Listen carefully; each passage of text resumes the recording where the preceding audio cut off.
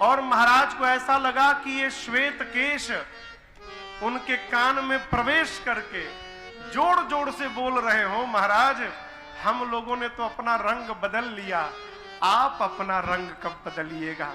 समय आ गया, राम को युवराज पद देकर आप मुक्त होइए। जैसे मन में विचार आया, चक्रवर्ती जी दौड़ कर गए गुरु जी के पास, जाकर श्री चरणों में दंड प्रणाम किया और कहा, गुरु जी मुहूर्त बताइए, चौथापन है, क्या पता कल ये शरीर रहे ना रहे है? तो आप गुरु जी ना, आप एक श्रेष्ठ मुहूर्त बताइए जिस मुहूर्त पर मैं राम का अभिषेक कर दूं। गुरु जी त्रिकालदर्शी हैं। गुरु जी सोचने लगे कि महाराज जो मुहूर्त पूछ रहे हैं, ये मुहूर्त 14 वर्ष बाद आनी है। कैसे कह दूं कि महाराज अभी मुहूर्त नहीं है, 14 वर्ष बाद है। यहां गुरुदेव ने एक उपाय निकाला। गुरुदेव भगवान वशिष्ठ जी सोचने लगे, यदि मेरी बात मानकर महाराज आज ही राम को युवराज पद पर यदि बिठा देंगे ना, तो ब्रह्मा जी की लेखनी बदल जाएगी, आज की रात न बीतने पावे।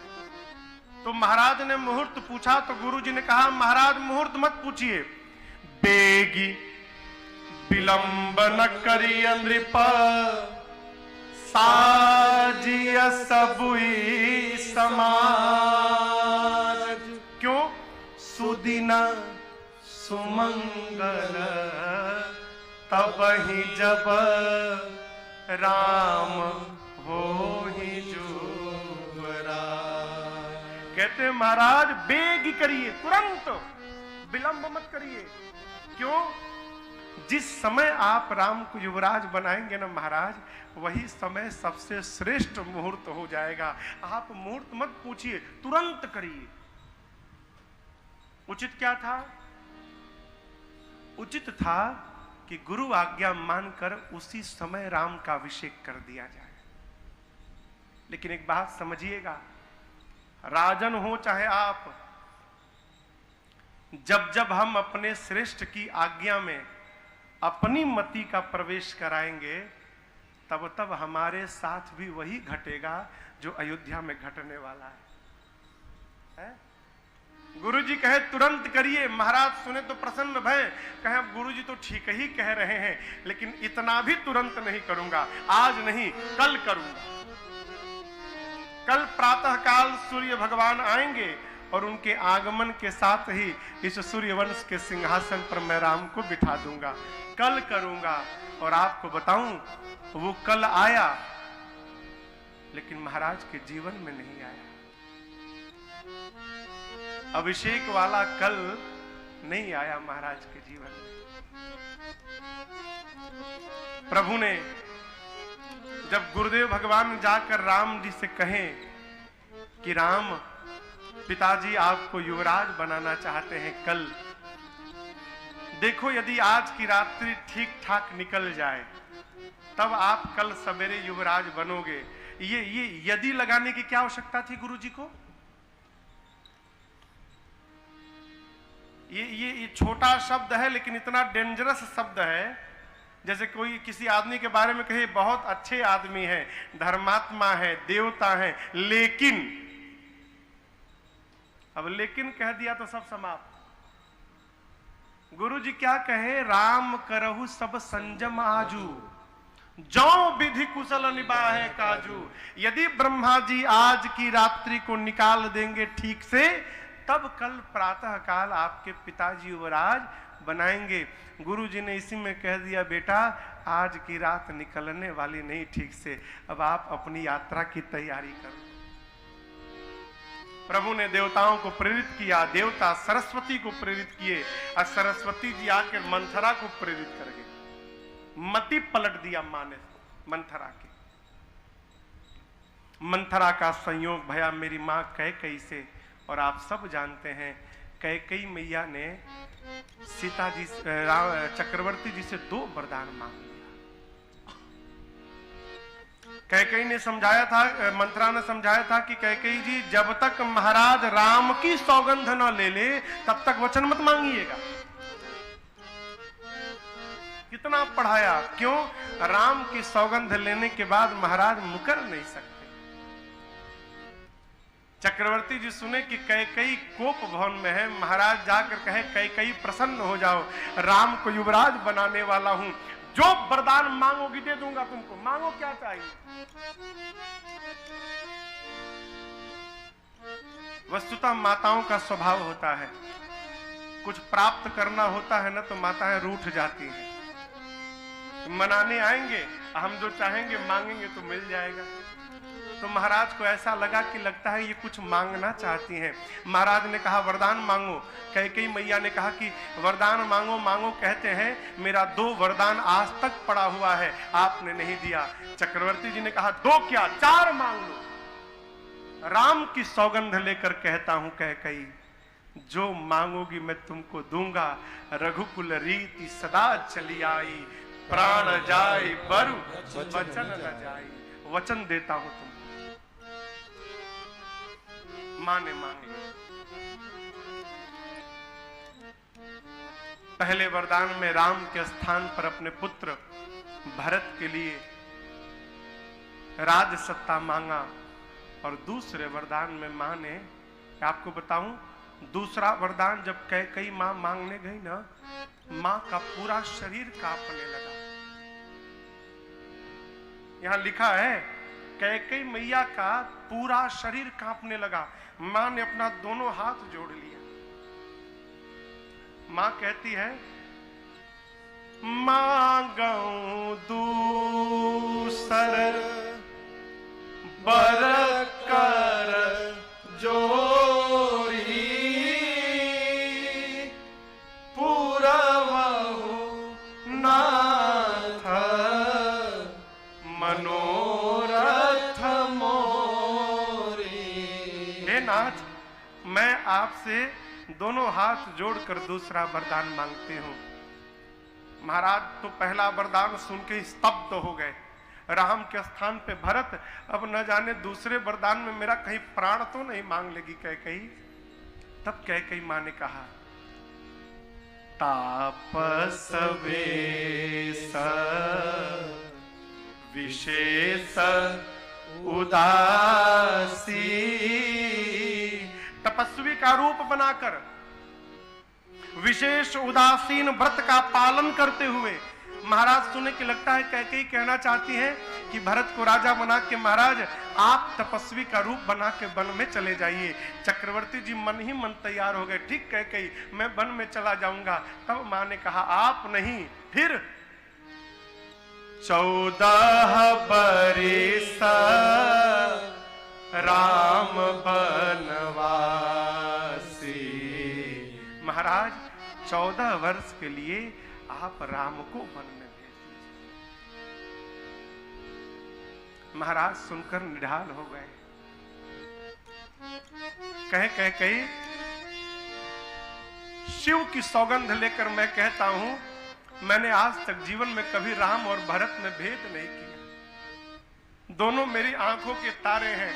तुम यही चाहती हो ना कि राम के स्थान पे भरत राजा बने। कुछ दिनों की बात है, मैं कल ही भरत को बुलवाता हूं, तुम्हारे सामने राजा बनाऊंगा। दुख तो इस बात का है कैकेयी कि तुमने जो दूसरा वर मांग लिया ना, उसने इस दशरथ को जब असमंजस में डाल दिया। कैकेयी, हो सकता है कि जल से निकलने के बाद मछली जीवित रह जाए।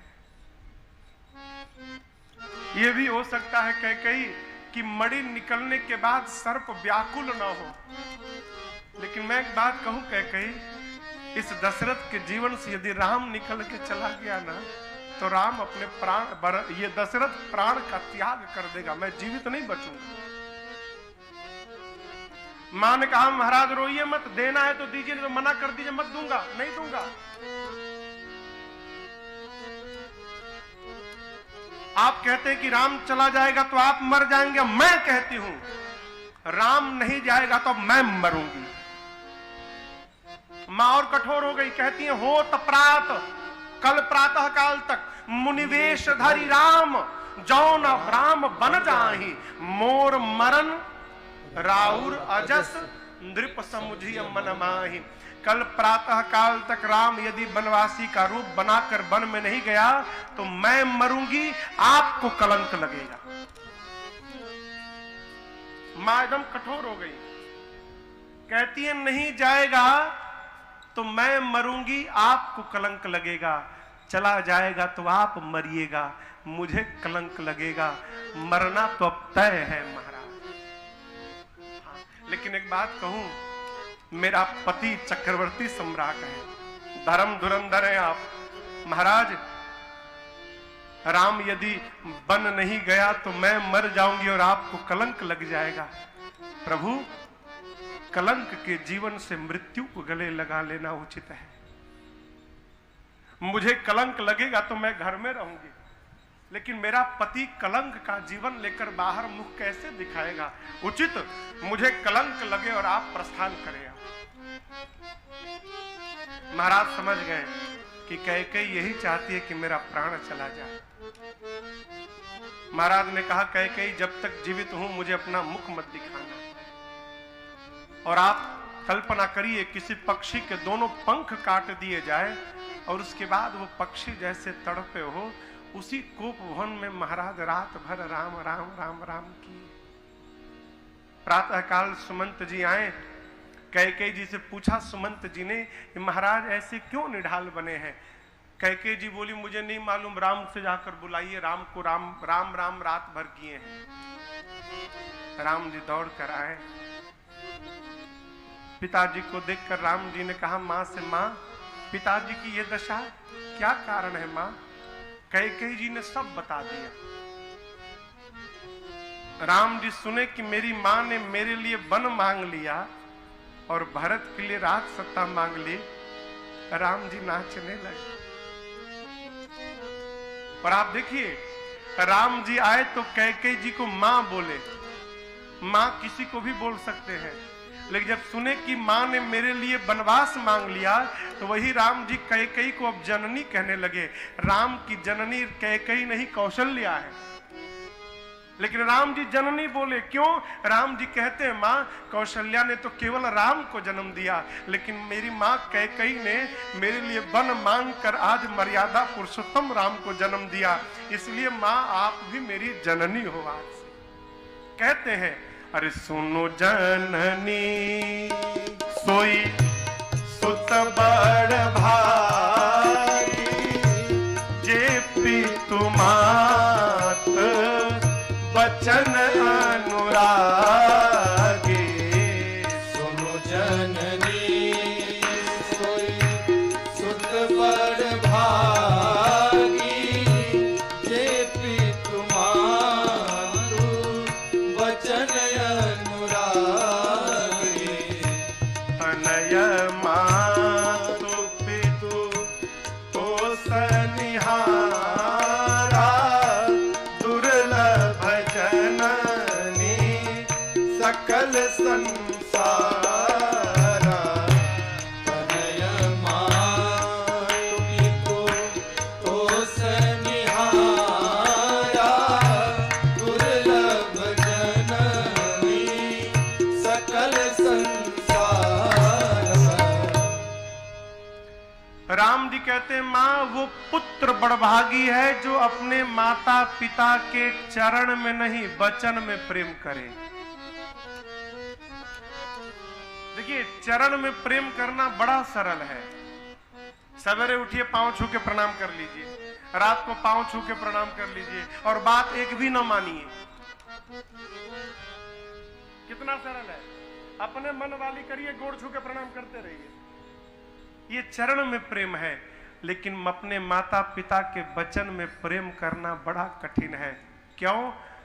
वचन में प्रेम करने पर जो आज्ञा होगी उसका पालन करना पड़ेगा। राम जी कहते हैं, मां वो पुत्र बड़भागी है जो अपने माता पिता के वचन में प्रेम करे। मां, जो पुत्र अपने व्यवहार से अपने माता पिता को संतुष्ट कर दे, वो पुत्र संसार में दुर्लभ है। मां, इस राम को सौभाग्य मिला कि मैं पिताजी के वचन को पूर्ण कर सकूं। मां, मेरे से भाग्यशाली संसार में कोई नहीं। आज तो ब्रह्मा जी सब प्रकार अनुकूल हो गए, मैं तो बड़ा था ही मां। आज मेरा छोटा भरत राजा बनेगा ना, तो मेरा छोटका भरत भी बड़ा हो जाएगा मां, हम दोनों भाई बड़े हो गए। राम जी कहते मां, लेकिन इतनी सी बात को लेकर पिताजी को इतना कष्ट, अवश्य मेरे से कोई अपराध हुआ है मां। कई मां सुनी ना, तो मां ने कहा राम, अपराध और वो भी तुमसे? राम, तुम्हारे भीतर ना अपराध करने की पात्रता ही नहीं है, तुम अपराध नहीं कर सकते हो, सत्य में यही कारण है। और राम, मैं तो कहूंगी तुम वही करो जिससे वृद्धावस्था में तुम्हारे पिता के कीर्ति को कलंक न लगे। राम जी पिताजी से मिले, समझाएं, कहे पिताजी कुछ दिनों की बात है, मैं गया 14 वर्ष वन में रहकर आऊंगा, आपके वचन को पूर्ण करता हूं पिताजी। राम जी गए मां से मिलने, कौशल्या मैया से। मां ने देखा, मां ने कहा राम, तुम अब तक स्नान भी नहीं किए, पिताजी राह देख रहे होंगे, कुछ मीठा खा लो और शीघ्र पिता के पास जाओ। राम जी ने मां को बिठाया और मां की गोद में बैठ गए राम। मां लगी राम जी को लाड़ लड़ाने, कहने लगी आज मेरा बेटा राजा बनेगा ना। राम जी कहे मां, हाँ आज मैं राजा बनूंगा मां, लेकिन आपको बताऊं, कल रात तक तो पिताजी मुझे छोटा राजा बना रहे थे, लेकिन आज सवेरे सवेरे पता चला है मां, पिताजी मुझे बड़ा राजा बनाने वाले हैं। मां बोली मैं समझी नहीं। राम जी कहते मां, अभी पता चला है, भरत छोटा है ना, तो पिताजी ने भरत को अयोध्या का छोटा राजा बना दिया, और मैं बड़ा हूं ना, तो इस राम को जंगल का बड़ा राजा बना दिया। मां, पिताजी ने मुझे वन का राजा बना दिया। राम जी ये नहीं बोले कि मुझे वन में भेजा जा रहा है, क्या कहते हैं, पिता दीन हम मोहि कानन राजू, जहां सब भांति मोर बड़ काजू। मां, पिताजी ने मुझे वन का राजा बनाया। राम जी के ये मधुर शब्द मां के हृदय में बाण के समान चुभ गए। सुमंत जी के पुत्र साथ में थे, उन्होंने पूरी बात बताई। मां ने कहा लाला, पुत्र का सबसे बड़ा धर्म यही है कि वो पिता की आज्ञा का पालन करे। हाँ, इससे बड़ा धर्म हमारे लिए दूसरा कोई नहीं। पितु आहा यसु सब धर्मक टीका। लेकिन मां कौशल्या कहती है राम, मैं तुम्हारी मां हूं, मां का अधिकार पिता से भी अधिक होता है।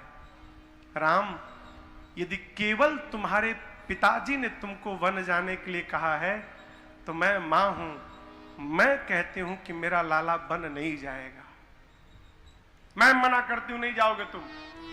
लेकिन राम, तुम्हारे पिताजी के साथ साथ यदि तुम्हारी मां कैकेयी ने भी वन जाने के लिए कहा है ना, तो लाला मां की बात मानकर जरूर वन में जाना, तुम अयोध्या में रुकना मत। मां की बात मानकर जाओगे ना, तो वो वन ही तुम्हारे लिए अयोध्या बन जाएगी। राम, तुम अवश्य वन में जाना। कौन कहता है? राम जननी कह रही है। अभी राम जी और मां कौशल्या बात ही कह रहे थे, तब तक सीता मैया आकर बैठ गई। कौशल्या जी ने कहा राम, ये वही सीता हैं जिनको आज तक मैंने दिए की बाती को टारने के लिए नहीं कहा। बन जाना चाहती हैं राम, क्या कहूं मैं इनसे। राम जी ने सीता मैया से बहुत वन का भयानक दृश्य प्रस्तुत किया। हिंसक पशु मिलेंगे, कंकड़ीले मार्ग मिलेंगे, कंटक वन है, पहाड़ है, दुरूह मार्ग है, आप सीता वन के लायक नहीं है। मां ने कहा प्रभु एक प्रश्न पूछ रही हूं, मैं बन के लायक नहीं हूं, आप बन के लायक हैं क्या प्रभु? नाथ, एक स्त्री के साथ उसके माता पिता, सास ससुर, भाई बहन, बेटा बेटी, हित नाथ, सगे संबंधी सब हो, केवल उसका पति न होना नाथ, तो सबका होना न होने के बराबर रहता है प्रभु। जिस प्रकार जल के बिना नदी का कोई अर्थ नहीं होता प्रभु, प्राण के बिना शरीर का कोई मोल नहीं होता, उसी प्रकार पति के बिना पत्नी का कोई अस्तित्व नहीं होता नाथ। आपके साथ वन में रहूंगी तो लगेगा कि मैं महल में बैठी हूं, और आपके बिना ये महल मुझे वन से भी अधिक भयानक लगेगा। राम जी सुने तो सीता मैया को कह दिया, ठीक है तुम भी चलो। अभी राम जी ने मां को अनुमति दी, तब तक लक्ष्मण जी आकर बैठ गए, प्रणाम करके बैठे हैं। संस्कार का दर्शन करिए। लक्ष्मण जी पूछ नहीं रहे हैं कि भैया मैं क्या करूं, क्यों? छोटे को पूछने का अधिकार नहीं है, छोटे को आज्ञा का पालन करने का अधिकार है। लक्ष्मण जी सोच रहे हैं कि भैया मुझे क्या आज्ञा करेंगे, ले जाएंगे कि रख देंगे? राम जी लक्ष्मण जी को देखे तो कहे, भाई तुम यहीं रहना, पिताजी दुखी हैं, भरत भी नहीं है, मैं जा रहा हूं, अयोध्या अनाथ हो जाएगी, तुम यहां का राजपाट संभालना। भरत जी लक्ष्मण जी कहें, भैया आप मान सरोवर के हंस के ऊपर मंदार पर्वत को रखना चाहते हैं प्रभु? है? मैं दूध मुहा बच्चा हूं नाथ, मेरे ऊपर इतना बड़ा भार यहाँ की राज सत्ता संभालने की, और आप कहते हैं गुरुजी पिताजी।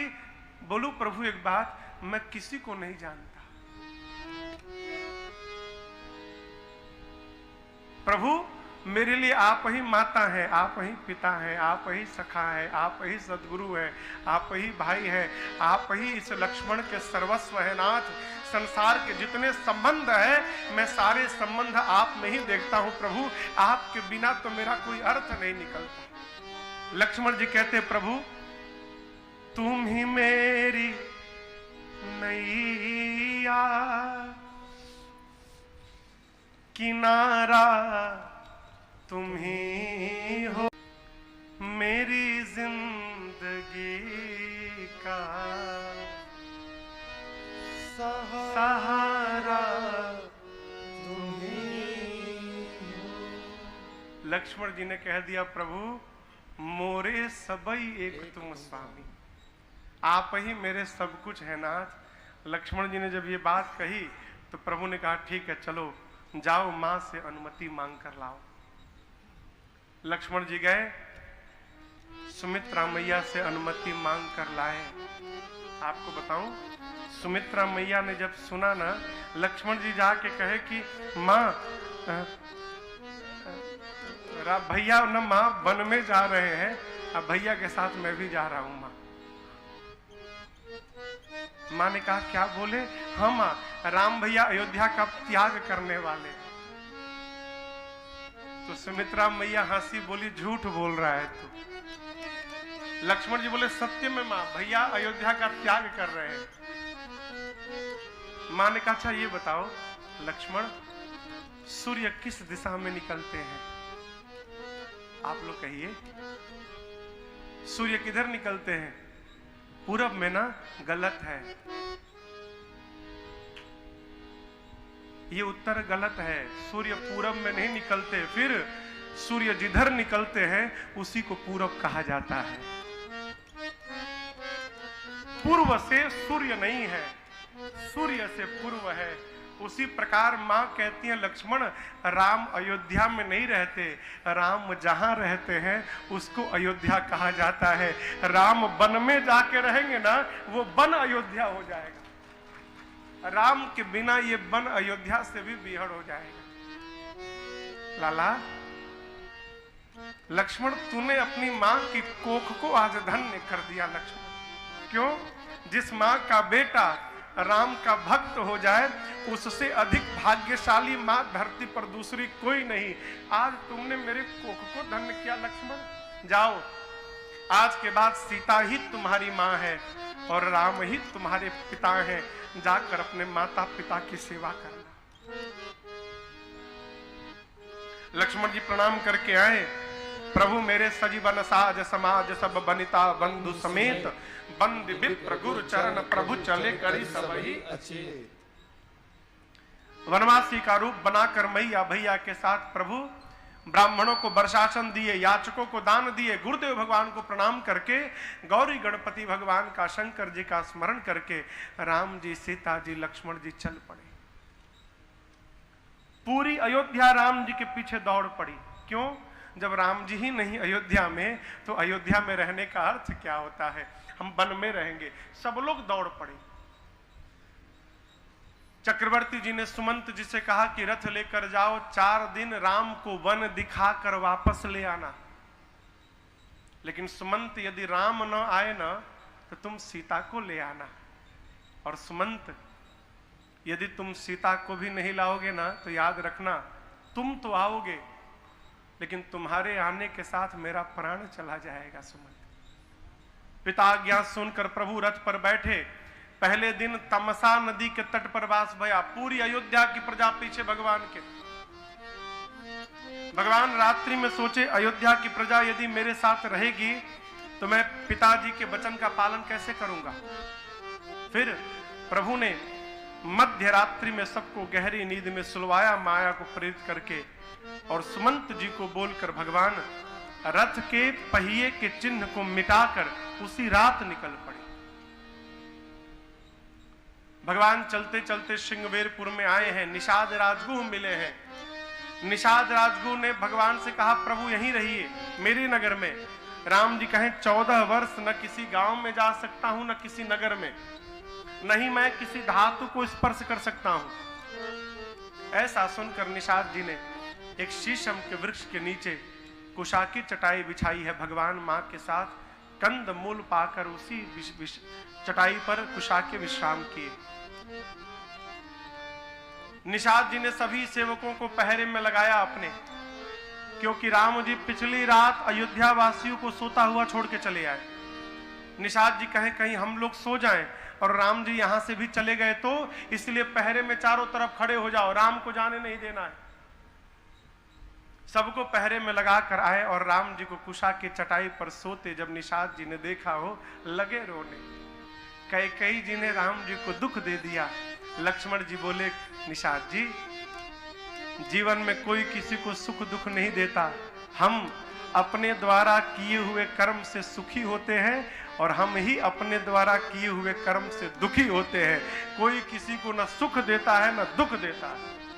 और आप राम जी के लिए रो रहे हैं। निषाद जी, राम जीव नहीं है, राम ब्रह्म है और राम के चरण में प्रेम करना ही परमार्थ है। प्रातः काल भया। बरगद के वृक्ष के दूध को मंगाकर भगवान लक्ष्मण जी के साथ अपने केश में लगा